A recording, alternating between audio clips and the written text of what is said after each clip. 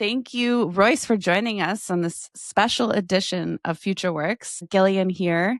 I've got Michelle in the production room today, my co-host, rolling up her sleeves and helping us on the production side. But we have Royce Haynes here. I'm really excited to dive in further. If you're listening to this, we've launched Aspect Intelligence. So that's our innovative take on operational intelligence. We're going to dive in deeper on that shortly, but thought it would make sense to bring our CTO onto the pod, and hear more about his vision and big picture thinking around Aspect Intelligence to celebrate this exciting launch. Royce, hello and welcome. Thank you.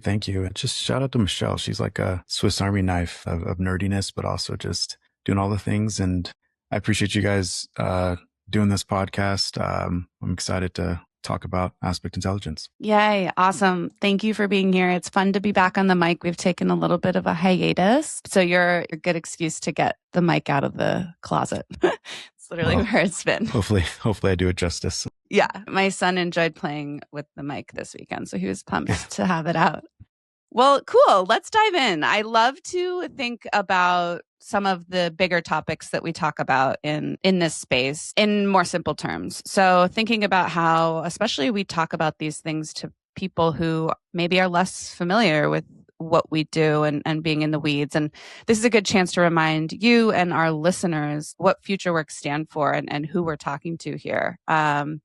We strive to share conversations that are for various folks in their careers, in the workplace, leaders and doers especially. So arming folks who are leading the conversation, leading teams with inspiring directions, inspiring kind of aha moments around what it is we do. And then, of course, lifting up and empowering those who support them on a day-to-day, opening up their minds to possibilities and allowing them to think differently about things. With that said, let's simplify this a bit more. I'd love to hear kind of like imagine yourself at a dinner party having conversation with regular folks who maybe aren't as in the weeds in the workforce industry as we are. I'd love for you to answer the question, what workforce intelligence means for the future of contact centers and how it fundamentally changes the role of workforce managers. In other words, why should we care about what it is we're doing here? Yeah. So I started learning about Aspect and more generally the workforce intelligence or workforce management industry about 2 years ago. And when I started, there was a lot of conversations around, how do we track our agents? How do we, basically be little spies on their productivity? And in some sense, I think workforce intelligence usually is that code for surveillance, at least things like tracking mouse clicks, measuring bathroom breaks, these little things that sort of eke out efficiency. And I think we're not interested in that. I think that sort of is the old way of thinking about workforce intelligence. And it's why we've thought about Aspect Intelligence and kind of presented this new term, so to speak. We think Aspect Intelligence is really about giving a manager less to do, giving them less to actually track, and giving software more to do, more things to detect when there is folks that are in between calls, be able to present a training opportunity for them, or, for example, be able to have them do some back office tasks, for example, in between calls. And so the more we can do to sort of get managers out of tracking agents and more software can just do that, the more managers can actually spend time listening to calls, figuring out better performance, better quality from those conversations, and raising the standard in terms of their service levels. So yeah, I think out with this whole surveillance world and into the world of how can software sort of detect and act on behalf of the human.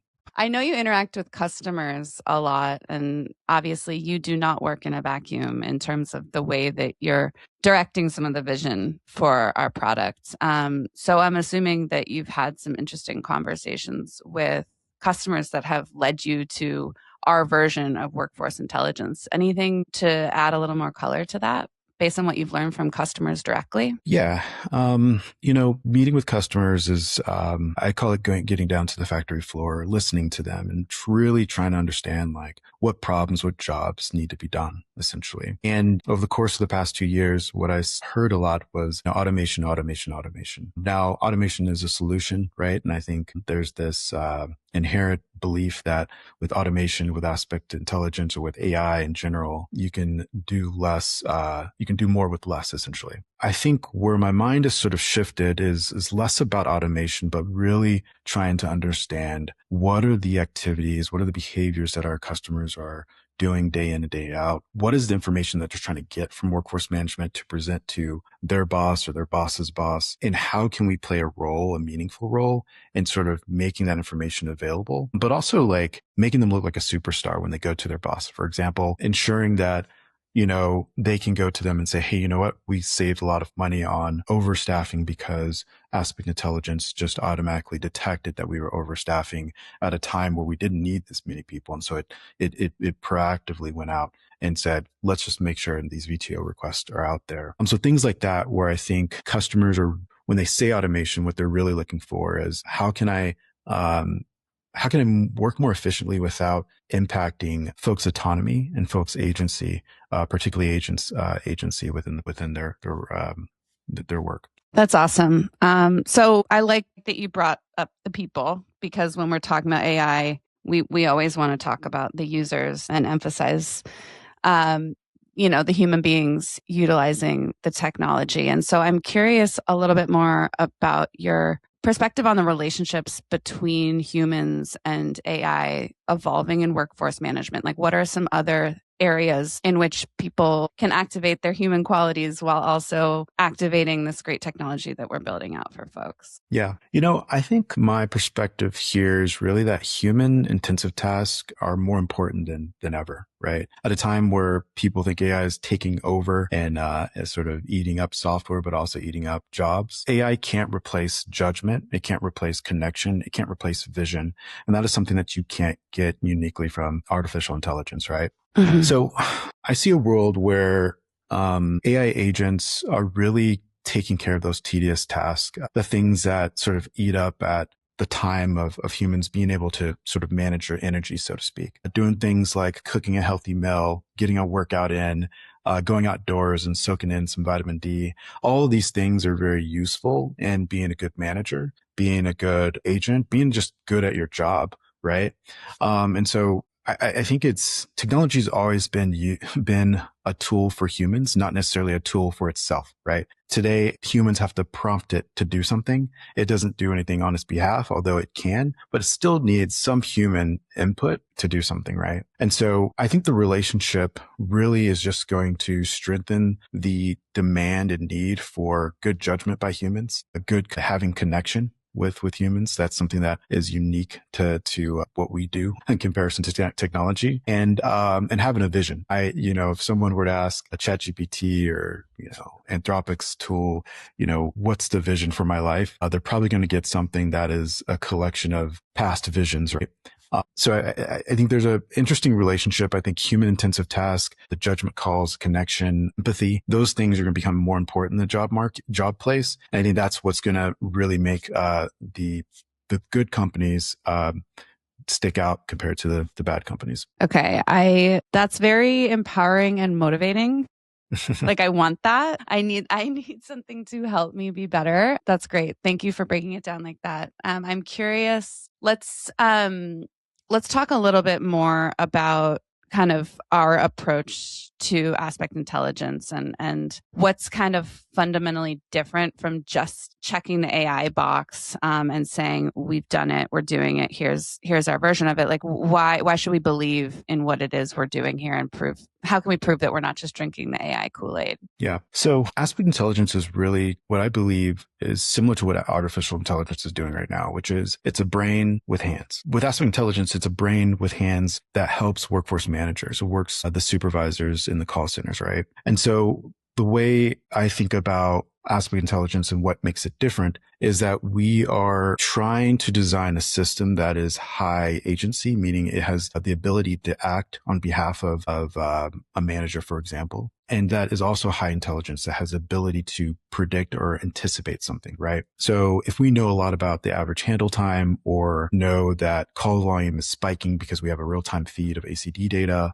or if we know that like the adherence data that we get, the real-time feed, we're recognizing that there's a lot of folks that are either missing the times that they're scheduled for. These are all signals that allow us to anticipate what's going to happen. And then the next step is to have Aspect have the ability to act on that intelligence, right? And so those are the two things that we really think are different with Aspect Intelligence compared to anything else out there. And I think it's going to be very useful to our customers. I think when they say to us that they're looking for more automation from our systems or from our intraday performance, what they're really looking for is something that's high agency, the ability to act, and high intelligence, the ability to anticipate or predict something that's going to happen.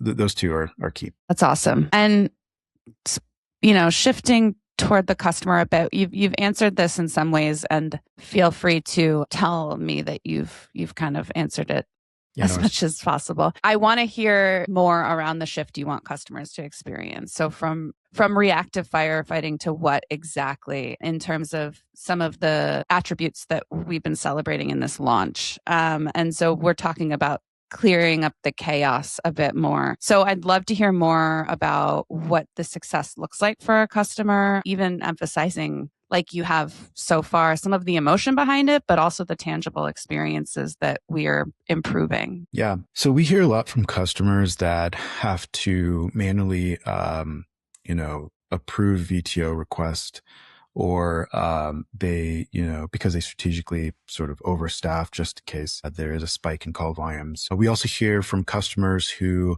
they may be having coffee, catching up with a coworker, to getting an alert, finding out that there's a spike in calls because, I don't know, some marketing ad went on, or something broke essentially. And so now they're left with having to react to that spike in call volume or chats or whatever modality they have for support. And so I think the thing that we want them to shift to is going, so let me step back here. We call these things chaos tax here at Aspect, right? And we believe chaos tax is the fundamental problem that is not necessarily a workforce management problem, but it's an engineering problem. And what I mean by that is the chaos tax is responsible for about 15% of labor budget lost between this gap of a real-time problem, for example, the call spike volume example I gave, and a human manager fixing it, right? So you can kind of think about it's like paying for a 5-star hotel, but spending half your stay waiting for a key.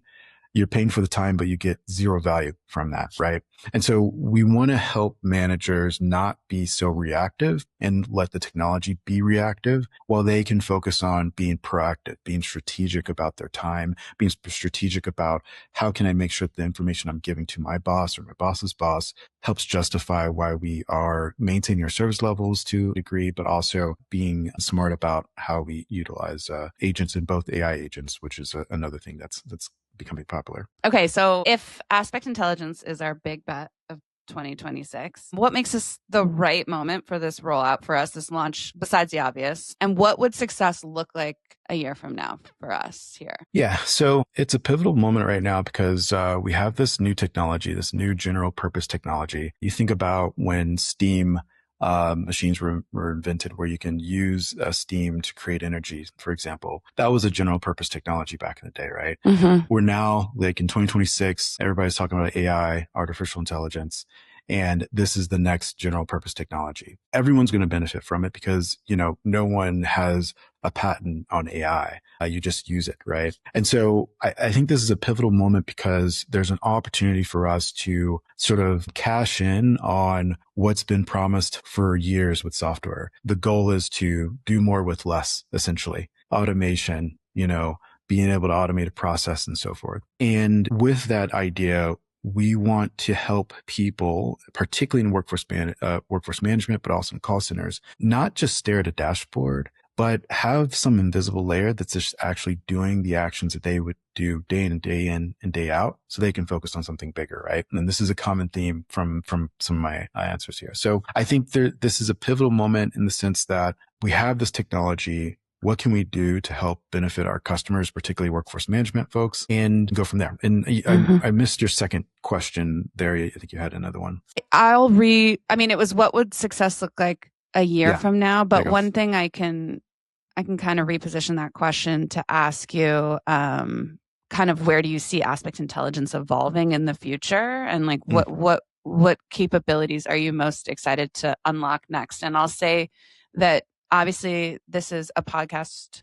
I think that feel free to be a little bit risky in what you share. Because I want to hear like what's in Royce's brain. And who knows, maybe the competitors are listening, but maybe they aren't. There you go. Maybe they're not. Yeah. I think we started with aspect intelligence on sort of what is some of the low-hanging fruit that we can solve for our customers. Things like real-time schedule updates. We're looking at role-based notifications, but we didn't want to stop there, essentially, right? Most apps are notorious about sending out notifications, and that's great and all, but like, I think we're in a world now where we're just asking software to just fix the problem for us, right? And so we're particularly interested in what happens after you have the perfect schedule. What happens after you have the perfect forecast of how many people you need, et cetera, et cetera. All of that's great until shit hits the fan, right? Someone gets sick, power goes out on the East Coast, a data center goes down, you have an outage, calls spike up for our customers, and you can't plan for that, right? And so I think the next thing for aspect intelligence is really looking at how can we be more real time? How can we sort of react to things during the intraday portion of someone's job and really eke out software taking care of the reactive parts of intraday performance or intraday management and solving some of those tasks as quickly as possible, right? And that requires a lot of infra, which we have today, real-time feeds of adherence data, real-time feeds of ACD, being able to identify when there is call volume spikes happening, all those things that are happening in real time. That's sort of the next thing, agentic intraday performance or agentic intraday management. We see this as a big opportunity, and it works just as I was talking about before, where we have this general purpose technology called AI that allows us to be able to react to things given the right data, given the right brain, building the hands to be able to act on that. So that's kind of the next wave of aspect intelligence later this year. Awesome. Switching gears for a moment into just aspect leadership, and your role there. I'm curious, it's worth acknowledging the legacy of this brand and product that we're all a part of here. And I'm curious, just from a leadership perspective, how have you had to, you've been with the company for about 2 years, if not maybe a little longer, but what have you had to shift to get in this headspace of the future of aspect intelligence and adapting this element of technology into the roadmap? Yeah, sometimes it's very difficult to teach an old dog new tricks, right? Aspect, or particularly TCS, started back in 1973. TCS and Aspect joined, I think it was like in the early 90s. They merged together. And I think for me, it was really important to like step back, understand the history and understand the character of the business. And the character of the business has always been about pioneering, right? Pioneering the first ACD, or at least bringing commercializing the first ACD, commercializing sort of the first workforce management tool. And that's why we help some of the, brands that everybody knows and loves today with our product. And so it really was a function of just returning us back to that pioneering era. And I think that is been sort of the work the past 2 years. And so I kind of like to think of my job as not necessarily being the CTO, but more about how can we increase the tempo of what we're doing? How can we move the needle and get things out to our customers faster and get more feedback quicker, so that way we can evolve at the rate that our customers are evolving and at the rate that the industry is evolving. I also think the past 2 years has been a function of how can we just raise the standards, not just plug holes in our current product or try to, do what so-and-so is doing, but how can we raise the standards, raise our own standards and set the expectations for the market and for the industry on what it means to be best in breed workforce management solution, right? And then I think the third thing, and this has been especially true more recently, is that narrowing our focus. How can we narrow the focus of what we're focusing on? Less is more, in my opinion, and the more we can do less of, the more we can be the more focused we can be on our customers and more pointed on the problem that we're trying to solve. I think a lot of companies, when they get big and they grow, they start looking at how they can diversify their product portfolio. And that's great if you are capable of doing that. And some people are successful in doing that. Some people are not. I think the best companies are great at keeping the main thing and asking themselves, can we do better than what we did before? Can we provide better forecasting? Can we provide a better intraday performance or intraday management practice? Can we just integrate better, provide more value to the partners? Those are the things that I think about as it relates to focus. And so one of the things I said early on, which was a little bit provocative, was, the F word around here is focus. And I think that's especially true these days because there's a lot of noise out there, and I want to make sure we have signal that is squarely focused on what our customers' problems are. Love that. That's amazing. And I feel like I'm doing things a little backwards here today because I didn't give anybody the true context of your background and who you are. We are going to get to that in a minute. I'm curious. Another thing that's a little backwards here is I'd love for you to define aspect intelligence in a sentence or slightly more, just to kind of level set here on what your definition of aspect intelligence is. Yeah. So aspect intelligence is a system that reduces the chaos tax. We believe the chaos tax is things like overstaffing by too much and having to pay more money than what you need to in terms of maintaining your service levels. We believe chaos tax is when a manager is too busy focusing on helping their agents improve how they support calls and misses the fact that call volumes have spiked. That 15-minute delay is a lot of revenue that could be lost, for example. And so we believe aspect intelligence is the system that helps managers or workforce management teams reduce the chaos tax on their time by reacting to it in a very high intelligent way and a high agency way. Obviously, you are you live and breathe tech daily, and you're a highly functioning human being from where I sit. So I'd love to hear just can you get a little nerdy with us and show us a peek behind the curtain of just how you utilize AI daily as Royce, the dad and the businessman? Can you just talk AI to us real quick and show us how you use it? Yeah. So Sunday we celebrate my mom's 73rd birthday, and I'm sure we may have to bleep that out so that way she doesn't know. People know her age. And we invited some family and friends over to celebrate and had a nice little brunch for her. Before people showed up, I was like, you know what? I should think about an activity we can do that brings up old memories. And so I went to my trusted advisor, Gemini, and I said, hey, I went to Gemini for two things. The first was, give me some questions that we can ask for a Black mom that's 73 years old. And so it gave me a response, and I was like, all right, this is great. We're going to put these questions down. I'm going to print it off. I'm going to have everyone put a sticky in a jar, which Gemini also advised, put a sticky in a jar to answer these questions. And then the second question I asked Gemini was, what are some songs I can play for my 73-year-old mom? And it gave me a playlist. And so I created a playlist on Apple Music and had that bumping on Sonos. And so, I think the moral of the story is that I use Gemini in a lot of different ways, and they're going to get some free press and free ads here. I use it quite a bit to think about new ideas, to make a moment and an experience better, thinking about the questions that I was able to get people to answer about my mom. But I also use it and from an engineering standpoint. I think the biggest disruption of AI is in software engineering, in my opinion. And not because it's allowing anybody and everybody. I mean, it is allowing anybody and everybody to write and build software, but it's the starting and the building is less of a tax nowadays, right?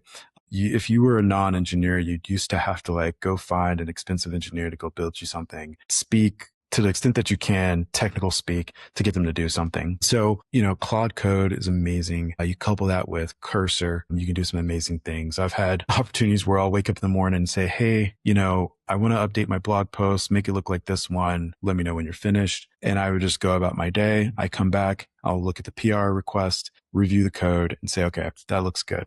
And so it's things like that where you can now hire an AI agent to do something for you in the background. And I think that is very powerful and is going to, I mean, we're already seeing it right now, but